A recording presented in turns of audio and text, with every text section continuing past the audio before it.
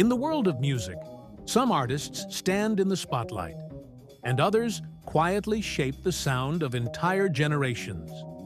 You may not know his face, but you've almost certainly heard his bass. From rock legends to neo-soul pioneers, from pop superstars to jazz innovators, one bassist has become the secret weapon behind countless iconic recordings. His name is Pino Palladino. Born in Wales but known across the world, Palladino has spent decades redefining what bass guitar can sound like. His playing helped shape the pop music of the 1980s, the neo-soul revolution of the late 1990s, and the blues rock revival of the 2000s. And along the way, he became one of the most respected session musicians in music history. This is the story of the bassist every legend calls. Before we continue, subscribe now, like this video, comment, and share.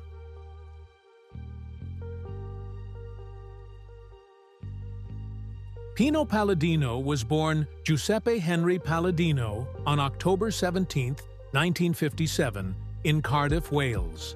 His father was Italian, originally from the region of Baixo, while his mother was Welsh. Growing up in Cardiff, Palladino was surrounded by music, but didn't initially choose the bass guitar. In fact, his first instrument was the electric guitar.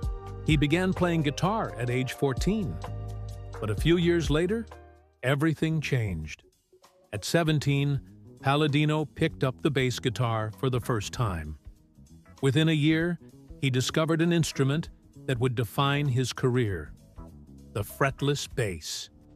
Unlike traditional bass guitars, fretless basses have no metal frets along the neck. This allows the musician to slide between notes, creating a smooth, vocal-like tone. For Palladino, it was the perfect instrument. In the late 1970s and early 1980s, fretless bass was still relatively uncommon in pop music. But Palladino quickly discovered that it could be used not just for rhythm, but for melody. His playing style blended bass lines with expressive phrasing, almost like a singer or saxophonist. And producers noticed. Soon, Palladino began receiving calls for recording sessions. One of his early breakthrough moments came when he recorded with electronic music pioneer Gary Numan. Numan later wrote that he had never heard bass playing like Palladino's before. The fretless sound gave Numan's music a new atmospheric quality.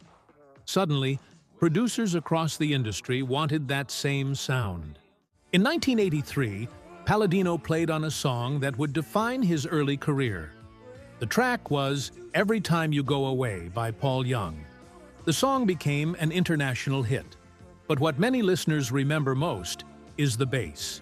Instead of a traditional groove, Palladino played a lyrical fretless line that almost functioned like a second melody. The bass didn't just support the song, it helped define it.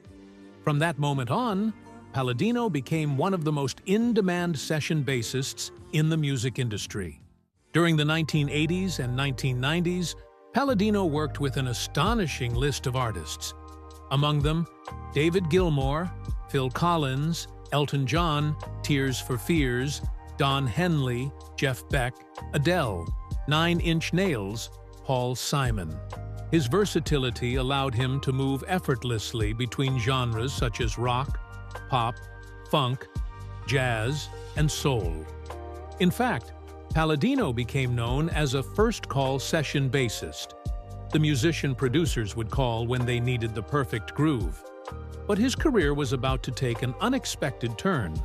In the late 1990s, Palladino began working with a new generation of artists exploring soul and R&B. One of them was D'Angelo. Their collaboration would lead to the landmark album Voodoo, released in 2000. The album's sound was deeply rooted in vintage soul, but with a modern twist. Palladino switched from fretless bass to a 1963 Fender Precision bass with flat-wound strings, producing a thick, warm tone. His grooves on songs like Chicken Grease became legendary among bass players. The album helped launch the neo-soul movement and influenced artists such as Erykah Badu and Bilal. In 2002, tragedy struck one of rock's most iconic bands. John Entwistle, the legendary bassist of The Who, passed away suddenly. The band needed someone capable of filling one of the most famous roles in rock history. They chose Pino Palladino. From 2002 to 2016, Palladino toured and recorded with the band, bringing his own style to the music while honoring Entwistle's legacy. For many musicians, this was proof of Palladino's extraordinary versatility. He could play soulful grooves one day and thunderous rock bass the next. In the mid-2000s, Palladino joined forces with guitarist John Mayer and drummer Steve Jordan. Together, they formed the John Mayer Trio. The group blended blues, rock, and soul, and Palladino's bass provided the perfect foundation. The trio's live album, Try, showcased his deep groove and improvisational skills. Many fans consider this period one of the greatest demonstrations of Palladino's musicianship. Even after decades in the industry, Palladino continues to record and perform. In 2021, he released Notes with Attachments, a collaborative album with producer and guitarist Blake Mills. The album demonstrated Palladino's ability to push creative boundaries even after decades in music, and his influence continues to grow. Many modern bassists study his playing to understand melodic bass phrasing, groove placement, tone, and dynamics. Ask musicians about Pino Palladino, and one word appears again and again: taste. He is known for playing exactly what the music needs. Nothing more, nothing less. Producers often say his lines elevate songs in subtle but powerful ways. Sometimes even simple eighth-note grooves become unforgettable when Palladino plays them. That rare musical intuition is why artists across generations continue calling him.